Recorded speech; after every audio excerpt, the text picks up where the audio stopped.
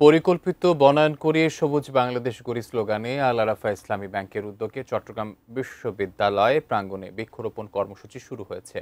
রোববার কর্মসূচির উদ্বোধন করেন বিশ্ববিদ্যালয়ের উপাচার্য অধ্যাপক ডক্টর মোহাম্মদ ইয়াহিয়া আক্তার। ব্যাংকের ব্যবস্থাপনা পরিচালক মোহাম্মদ রাফাতুল্লাহ খান বলেন, দেশের পরিবেশ উন্নয়ন, জীববৈচিত্র্য সংরক্ষণ ও জলবায়ু পরিবর্তনের প্রভাব কমাতে আল আরাফা ইসলামী ব্যাংক সামাজিকভাবে দায়বদ্ধ।